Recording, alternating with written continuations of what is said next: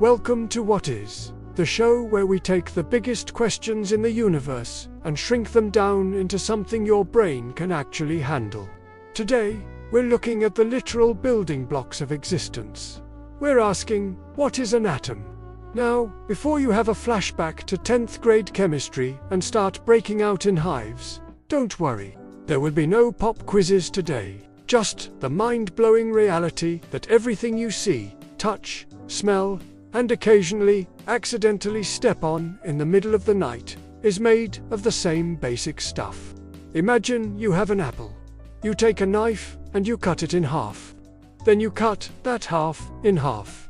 You keep going. Eventually, you're going to need a much smaller knife, then a microscopic knife, then a knife made of pure imagination. Eventually, you'll reach a point where you can't cut anymore. You've hit the atomos, a Greek word meaning indivisible. Back in ancient Greece, a guy named Democritus came up with this idea while probably sitting on a rock eating olives. He figured if you broke matter down far enough, you'd find a tiny, unbreakable particle. He was mostly right, though it took us another 2,000 years to prove it. So, how small is an atom? Honestly, the scale is stupid. It's incomprehensible. If you took every single atom in a single grapefruit and turned them into blueberries, those blueberries would fill up the entire Earth. If you wanted to see an atom with your naked eye, you'd have to scale a human being up until they were tall enough to reach the orbit of the International Space Station. We are made of trillions upon trillions of these things, yet we can't see a single one of them. It's like being made of Legos that are invisible and also hauntingly small. Let's look at what's inside. If you opened up an atom, don't actually try this at home. It causes a bit of an explosion. You'd find three main players: protons, neutrons, and electrons. In the very center, you have the nucleus. This is the VIP section of the atom. It's where the protons and neutrons hang out. Protons are the optimists. They have a positive electrical charge. They're also the guys who decide what the atom actually is. If an atom has one proton, it's hydrogen. If it has 6, it's carbon. If it has 79, it's gold. The number of protons is like an ID badge. You can't just change your number of protons without becoming a completely different element, which usually requires a supernova or a very expensive particle accelerator. Then you have the neutrons. As the name suggests, they're neutral. They have no charge. They're just there for the vibes and to provide some mass. They act like a sort of nuclear glue to keep the protons from flying apart. Because, as any toddler with 2 magnets can tell you, positive charges really don't like being shoved together. Moving on to the third player, the electron. These are the tiny, negative, high-energy balls of chaos that zip around the outside of the nucleus. In school, you probably saw a drawing of an atom that looks like a little solar system, with electrons orbiting the center like tiny planets. It's a beautiful drawing. It's also totally wrong. Electrons don't move in neat little circles. They move in what we call clouds or orbitals. They are essentially everywhere and nowhere at the same time until you look at them. They are its complicated relationship status of the subatomic world. They move so fast that they effectively form a shell around the nucleus. Here is the part that usually keeps physicists up at night. Atoms are almost entirely empty space.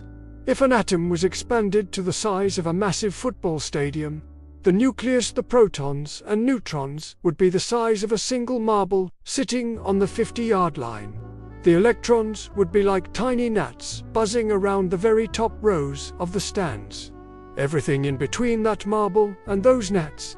Absolutely nothing. Pure, unadulterated vacuum. If you removed all the empty space from the atoms that make up every human being on Earth, the entire human race would fit inside the volume of a sugar cube. We'd be very heavy and very grumpy, but we'd fit. So, you might be asking, If I'm 99.99% empty space, why don't I fall through the floor? Why doesn't my hand pass right through this table? The answer isn't that you're solid. The answer is A, electric. Remember those negative electrons? Well, the floor is also made of atoms with negative electrons. When you try to sit in a chair, the electrons in your pants and the electrons in the chair repel each other like two grumpy neighbors with "Keep off my lawn" signs. You aren't actually touching the chair. You're hovering a microscopic distance above it, supported by the invisible force of electromagnetism. You've never actually touched anything in your life. You can use that as an excuse next time you break a vase, but I don't think it'll hold up in court. Atoms are the ultimate recyclers, too. Every atom in your body was once part of something else. Most of the atoms in your left hand probably came from a different star than the atoms in your right hand. You are literally made of stardust. And when we're done with them, those atoms go back into the pool. The carbon in your breath might end up in a leaf, which ends up in a cow, which ends up in a burger, which ends up in another person. It's the circle of life, but much smaller and with more chemistry. Understanding the atom changed everything for us. It gave us electricity, modern medicine, computers, and the internet. It's how we understand why the sun shines and why ice cubes float. All of human progress essentially boils down to us finally figuring out how to poke these tiny little things until they do what we want. So, the next time you look in the mirror, don't just see yourself. See a massive, organized collection of trillions of tiny, ancient, vibrating particles that are mostly made of nothing, yet somehow hold the whole world together. Thanks for watching this episode of What Is. We hope your brain feels a little bit more crowded with knowledge now.